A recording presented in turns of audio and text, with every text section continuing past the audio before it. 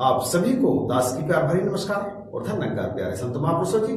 जिनकी भी ईश्वर में आस्था है उन्हें परमात्मा के साथ केवल एक ही रिश्ता बनाकर रखना चाहिए और वो रिश्ता है प्रेम का, क्योंकि राम ही केवल प्रेम प्यारा, जान ले कोई जानन हारा। जो परमात्मा से प्रेम करते हैं परमात्मा उन पर सब कुछ न्योछावर कर देते हैं। और भक्त कभी भी परमात्मा से लेने की कामना नहीं करता, वो केवल और केवल अपने प्रभु के, अपने परमात्मा के दर्शन की इच्छा रखता है और कुछ देने की और अपने भक्त की भेंट स्वीकार करने के लिए ये सारे बंधन तोड़ देते हैं, सारी मर्यादाओं को लांघ जाते हैं। दुर्योधन के मेवा त्यागे, शाग विदुर घर खाई, सब सो ऊंची प्रेम सगाई।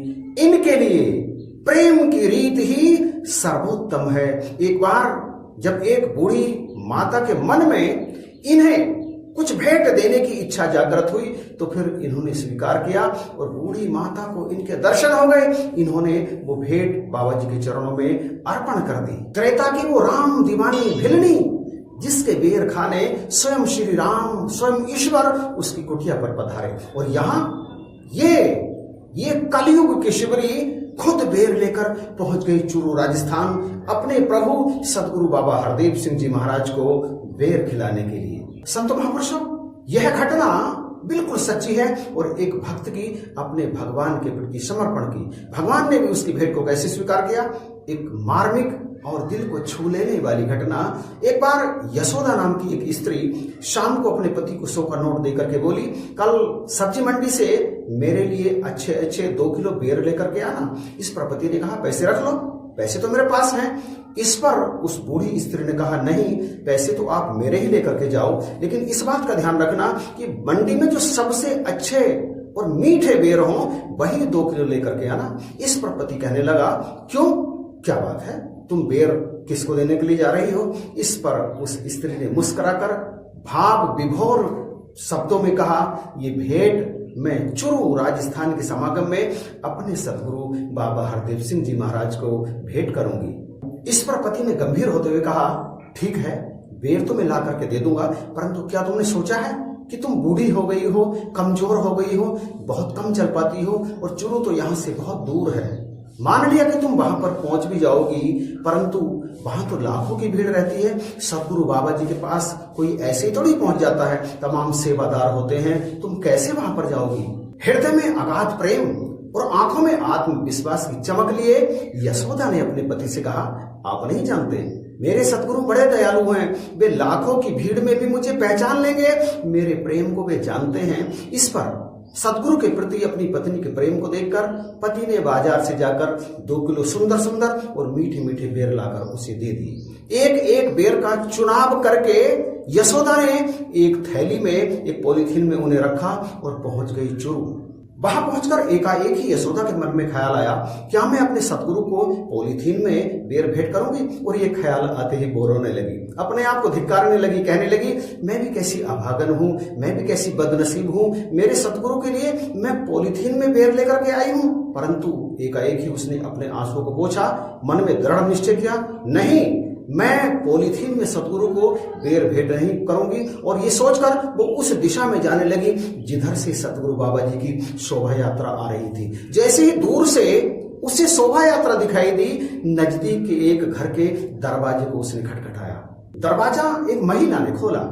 उसे देखते ही यशोदा उसके पैरों से लिपट गई, हाथ जोड़कर कहने लगी, बहन, मेरे सदगुरु की शोभा यात्रा आ रही है, मैं बड़ी दूर से उन्हें ये बेर भेंट करने के लिए लाई हूं, परंतु मेरे पास थाली नहीं है, बड़ी कृपा होगी यदि आप मुझे एक थाली दे दें कुछ समय के लिए। इस पर उस स्त्री ने कहा, कौन है तू, मैं तुझे जानती तक नहीं, तू मेरी थाली वापस करेगी या नहीं करेगी, इस बात की क्या गारंटी है, मैं तुझे थाली क्यों दूं? यशोदा कहने लगी, बहन, मेरे पास जो भी सामान है आप उसे रख लो, जैसे ही मैं बेर सतगुरु को भेंट करके वापस थाली ला करके तुम्हें दूंगी, बदले में आप जितने भी पैसे मांगोगी ना, मैं तुम्हें दे दूंगी। इस पर उस स्त्री को दया आ गई, अंदर गई, थाली लेकर के आई, कहने लगी, अच्छा तू अपने प्रभु की प्रेम की दीवानी है, अपने सतगुरु की दीवानी है, मैं भी देखूं इस भीड़ में कौन है तेरा प्यारा सतगुरु, चल मुझे भी अपने साथ ले चल।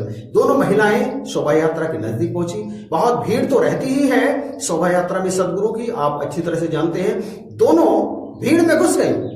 यशोदा आगे आगे, दूसरी स्त्री पीछे पीछे, हाथ में बेरों का थाल। सेवादल ने रोका, कहां जाती है?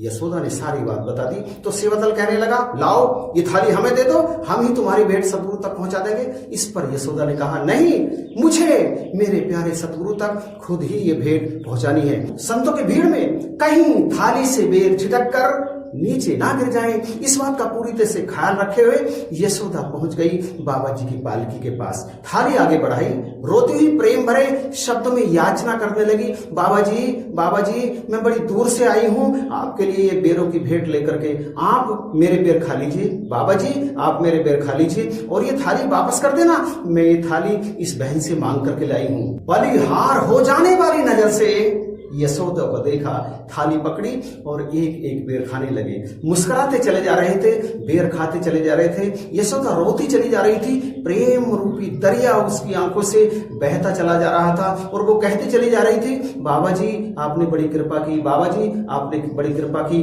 बेर खाकर ये थाली मुझे वापस दे देना, ये थाली मुझे इस बहन को लौटानी है, ये थाली मुझे इस बहन को लौटानी है। बाबा जी ने बेर राजमाता जी और परम पूज्य माता जी की तरफ बढ़ा दिए। वे दोनों भी बड़े प्रेम से बेर को खाने लगे और बाबा जी भी बेर खाते जा रहे थे और आशीर्वाद देते चले जा रहे थे। यशोदा जार जार रोती चली जा रही थी, प्रेम के आंसू सूख नहीं रहे थे, बहते ही चले जा रहे थे, अनवरत निरंतर बहते ही चले जा रहे थे। बाबा जी ने बेर खाकर थाली यशोदा को वापस लौटा दी। थाली लेकर यशोदा ने उस थाली को इस तरह चूमा जैसे वो सतगुरु के हाथों को चूम रही हो।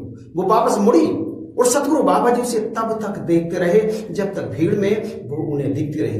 भीड़ से बाहर निकल गई और भीड़ से बाहर निकलकर जब यशोदा ने थाली उस स्त्री को वापस की जिसकी वो थी, तो वो स्त्री उस थाली को प्रणाम करने लगी, उसे नमस्कार करने लगी और यशोदा से कहने लगी, धन्य है तेरा प्रेम और धन्य है तेरे सतगुरु। इतनी बड़ी भीड़ में तेरे सतगुरु ने तुझे पहचान लिया, तेरी भेंट स्वीकार की और तू भी प्रेम के वशीभूत अपने सतगुरु के चरणों में पहुंच गई अपनी भेंट देने।